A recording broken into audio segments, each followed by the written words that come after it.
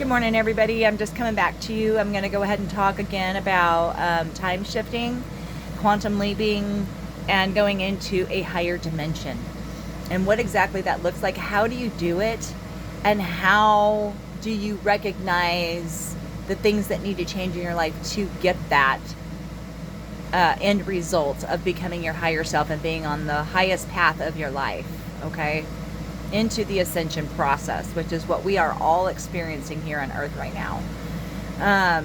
So I'm going to try and fit this into words that everybody can explain, because when I get a lot of the information coming in, it's usually in visions, and it's just this knowing that I have inside of me, and then words come to me and help me describe and identify and relate within my own behavior, my own circumstances, okay, on how to apply this stuff and what it means and the dynamics of it, okay?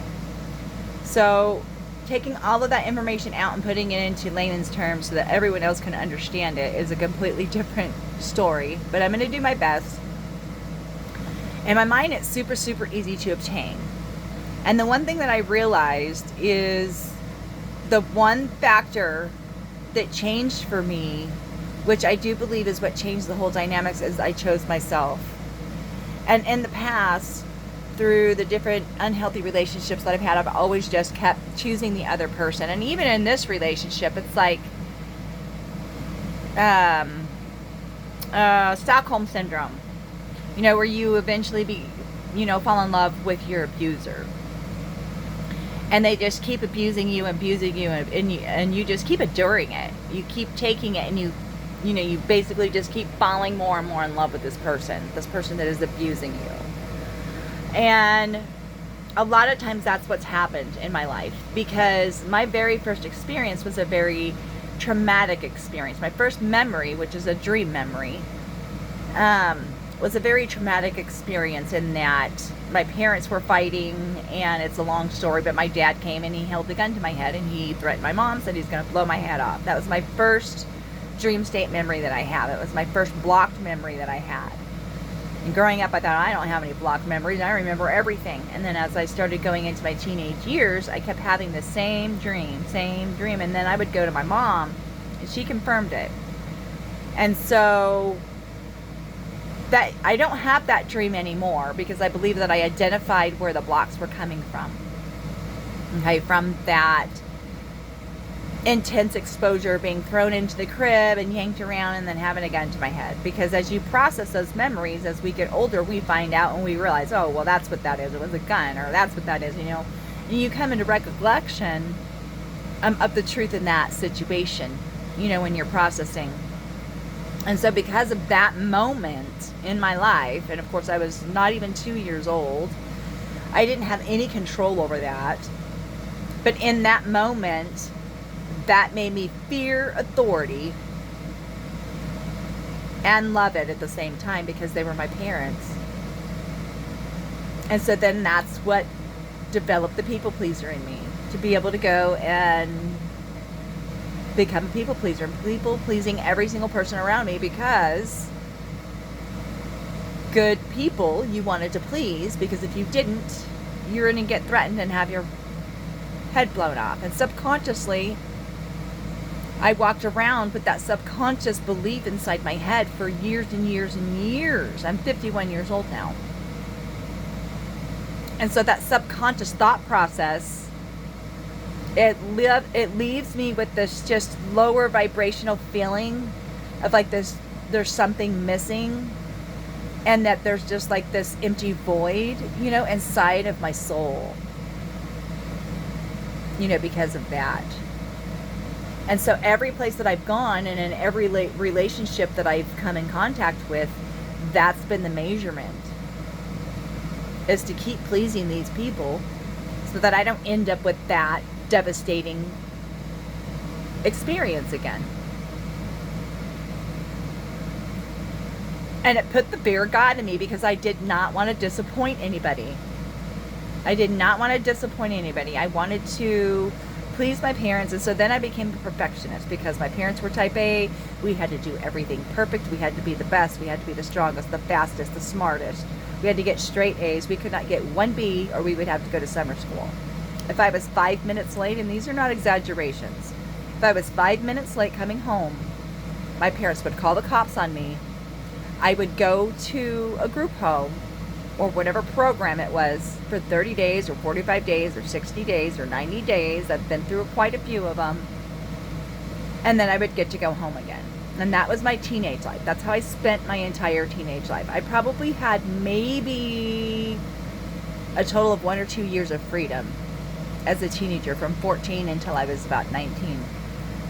I was made a ward of the state at 17. So that's just kind of been my life. I come from a pretty well-to-do, respected family. They're good people. They have good moral integrity. They help, maintain a higher standard, in our community and in our own household. Like the things that they demanded were just to keep you at a higher level of standard of living. Now, not that how they went about it was right. And of course, my Generation X, we're trying to fix everything our parents screwed up and overcompensating for our own kids. But the fact that I was people pleasing my whole life, and I've done that through teachers and classes and friends, with lovers, with jobs. And as soon as somebody starts getting that ill feeling towards me, then that just shuts me down, squashes me up, I just shut down. I quit talking. I go into hermit mode. And I have done that in the different places that I've been. And I am not a troublemaker. It literally just finds me. People get upset or feel inferior because I'm always I always try and do things the right way. I try and follow the rules. I try and work by the book. That's just been instilled into the spirit of who I am. And if it has a conflict in any way with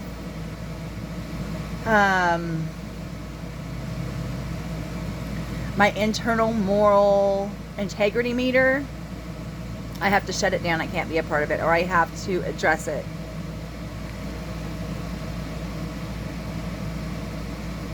Okay, that is my INFJ. I have a judgment mechanism on how I perceive. And that judgment mechanism comes from the Word of God. It comes from the Holy Spirit that is within us, that we're each born with.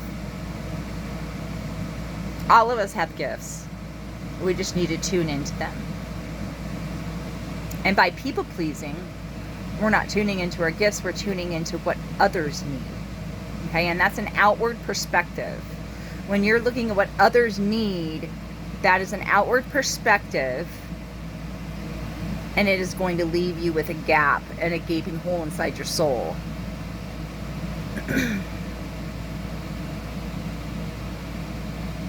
So as I got older, and over these past few years, I was completely devastated when I left my ex. I left walking. I didn't have a car. It was in North Dakota cold. I walked my daughter to school every morning. And I mean, it was freezing. You're talking North Dakota, so you're looking at below zero temperatures at times during the winter. And that was a bad winter. And I would walk home, get ready for work, walk to work, make sure that I was off in time to walk back to the school to pick her up, and then take her home, and then I went back to work. And I'd work till 10, 11 o'clock at night. But I did that for 9 months. And finally I had gotten a really good job. I was able to replace everything that I had lost. And my family kept asking me to move home. For a year they asked me to move home, so I did. I moved to Wyoming. And that's when I started my business. And my mom told me I was wasting my time. I had friends that were telling me I was wasting my time with my business. You're never going to do it. That's ridiculous. Why would you even think that you could do something like that?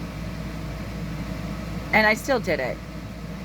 And I made more money in that business than I have in any other job that I've had going and working for somebody else. I met myself at the Metrics that was expected of me. My own metrics is much more than what the world's metrics is. I proved that just by having my own business. Well, why in the heck couldn't I choose myself for all those relationships and all those years? Because each time you don't choose yourself, you're choosing a dissension in your growing spiritual process. Each time you don't choose yourself and you make decisions on an outer perspective. I've moved so many times for other people to be closer to my kids, to be closer to my family, to be closer for jobs, to be able to move to, have this benefit, or to be able to go move over here for this. I moved down here to Tennessee for my daughter. Like, those are outward perspectives. And if we were to go back and look at what God's will is for our life, we're going to reflect. We're going to reflect on what we like, what we don't like, what we're good at, what we don't good at, what our strengths are, what our weaknesses are.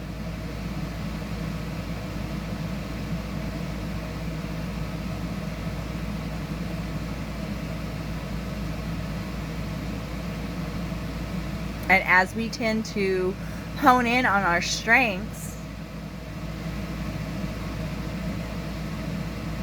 then we're choosing our inner reflective perception. What is best for you is the thing that is going to make you thrive, not what's best for everybody else around you. Your mom, your dad, your brothers, your sisters, your husband, your wife, your kids, your grandparents, your job, your bank account. What is most important for you? Not all of those other things. I can't go back and work a 9-to-5 job. I tried.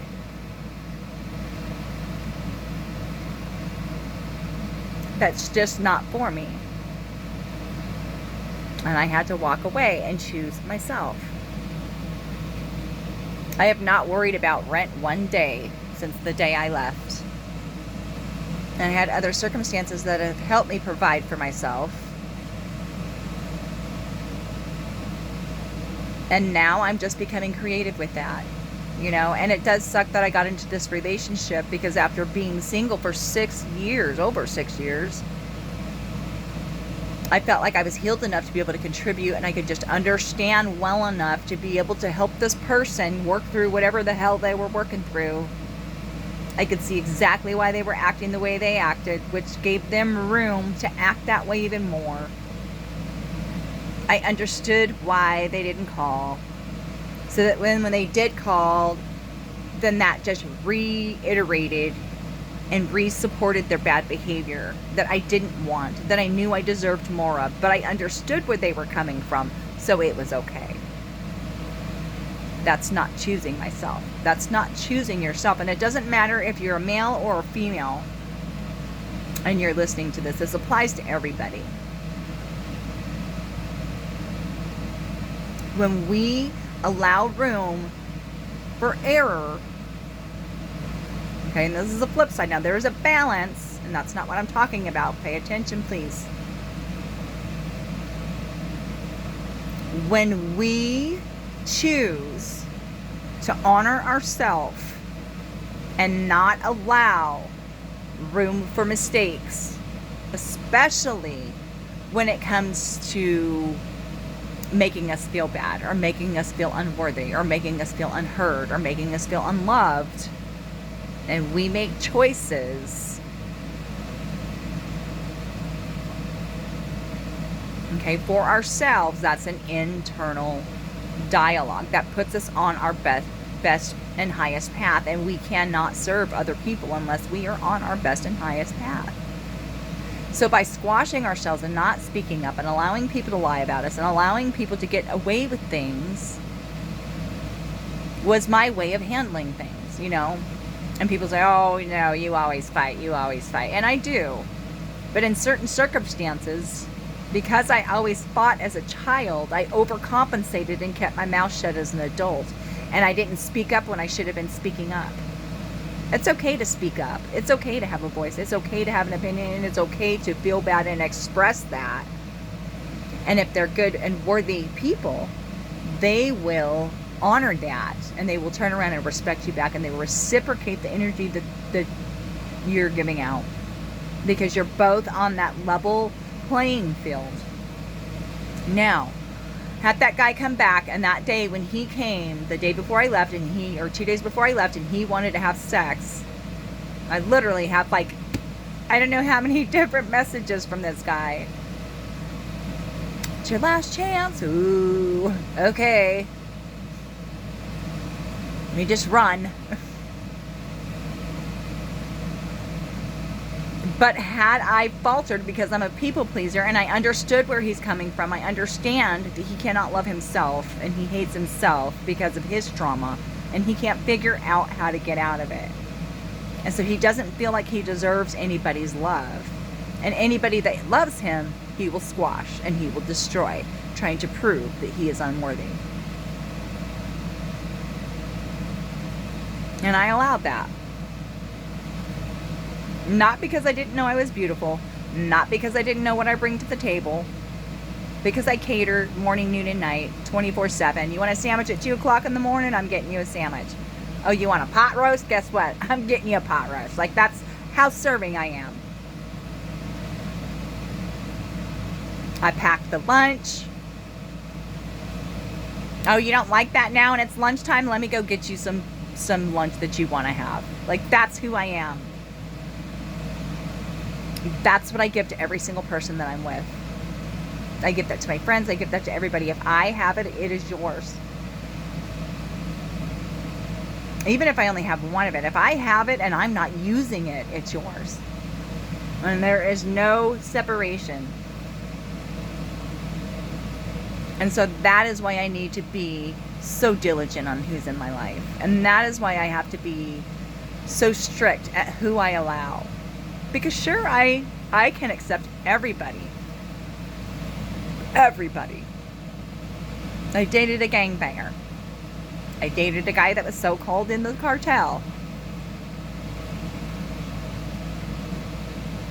You know, now this other last guy that I dated, you know, has some pretty sketchy stuff, you know, in history and background, and we won't talk about that, but I don't judge people. I accept people exactly where they are at whatever state in their life that they're in. And that's what I work with. But then I require a little more. I require people to show up. I require people to call back. I require people to reciprocate. And I don't expect all that, waking up doing pot roast at 2 o'clock in the morning, going to the store whenever you want, you know, delivering hoagies on a whim. Okay, I don't expect all of that. I just expect basic respect, basic communication, a little bit of reciprocation from the love. You know, that if you see something, you get it done. Or if you know I need something, you know that I like it, you take that extra moment and that minute just to complete that. And had I went through with it and had sex with that guy, like I said, which I have in the past because of my people pleaser, I probably would have been looking at the same dream scenario that I wanted to avoid. With him coming after me physically, wanting to attack me, and then having to call the cops. So that's the difference. And that's what pinpointed, and that's what the Holy Spirit has shown me over the past few days, because I'm trying to think, how can I show people how to do this for themselves? You know, and then how can I make this happen again for my own life? But those are pivotal moments.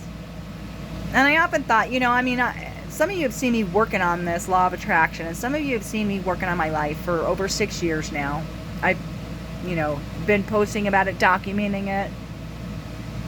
And all of those years went by really, really fast. The last 2 specifically extremely fast after I did the advocacy work. And now I'm down in Tennessee because of it. But I chose myself. And that's what changed the dynamics. I was like, hell no, we aren't doing that. And I enjoy those things. And I know it's going to be a really long time. And that's okay. Like, I'm not willing to settle my self-worth. And by the end of the conversation, when I had said no, the text messages became threatening. The text messages became very demeaning, very abusive, very narcissistic, and it went back to his whole monologue of that he is just unlovable.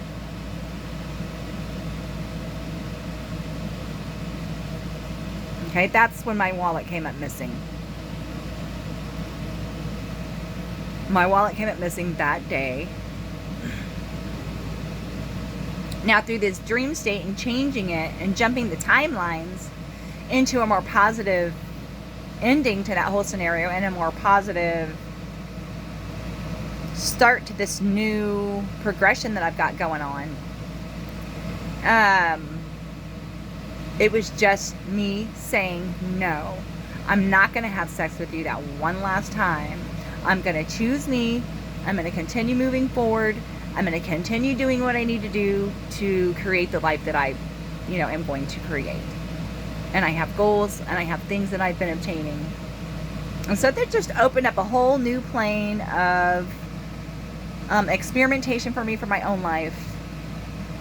And a whole new plane of knowing who I am, knowing what I want, knowing what my worth is, and not settling for anything less. And not accepting the damaged, broken people, okay? Because I'm not attracting them because that's who I am. I'm attracting them because they need what I have. They need to hear the hard things.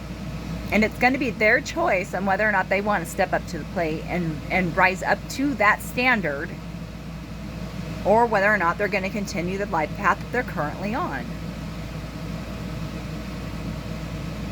Now, I've given opportunities to people through work. I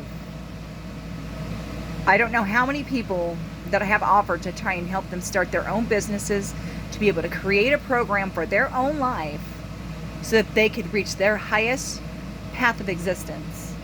And there's only be a few people that have been able to take me up on that and that have actually done things with their life and they're actually progressing and doing very, very well. And in that,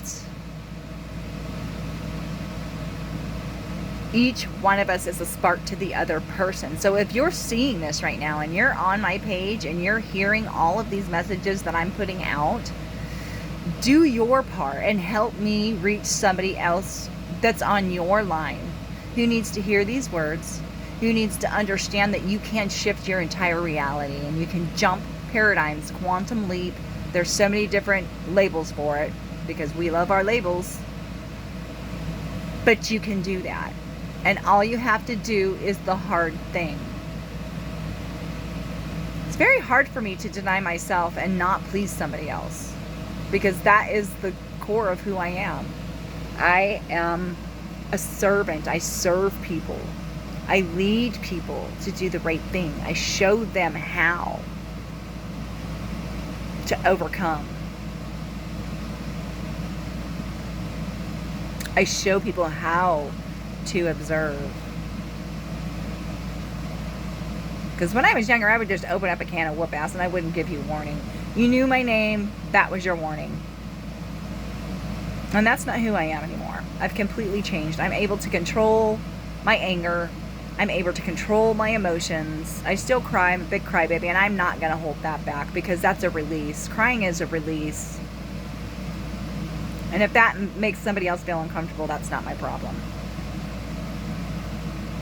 I take care of my spiritual health. I take care of my soul health.